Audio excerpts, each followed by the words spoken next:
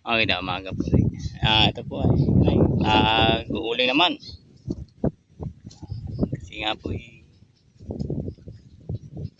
ang hanap buhay. Kaya minsan na-sideline po ng pag-uuling. Ayan po. Bago pa lang ako kasi uling. Hindi pa ho matay kasi nagmumuha pa.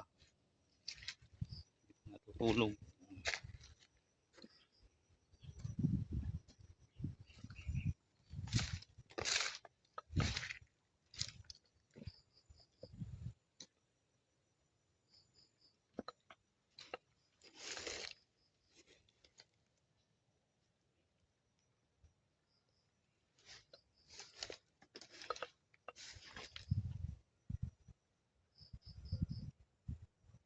Pag mag-uuling po at sanay sa gubat ganito.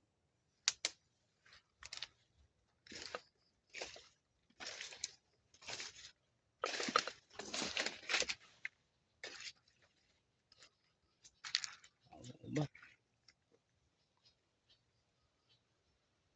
Marami pa kasing kahoy na hindi naman malaki. Yanuhan lang.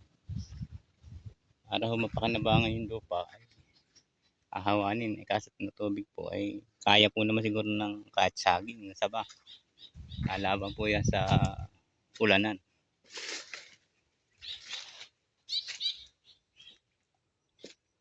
Yan po ang buhay mag-uling. Nag-iipon pa naman ho.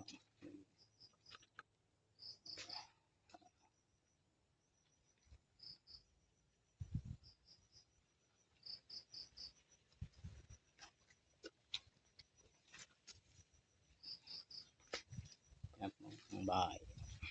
Para lang wag gumabasa. Pag natuto, ang lakas pa ho ng ulan. Ayan po lang. At po yung buhay mag-uling. Kahit saan ka na andun, gubat. Pwede. Basta mabuhay at marangal ang trabaho. Pagsikapan na lang. Ganito talaga ho eh. Napalinya ka sa mahirap eh. Wag lang na hanggang mamatay mahirap. Basta danas po lang at daan. Kung hanggang saan yung lakas mo. Hanggang bata-bata pa, pwede pa ho naman.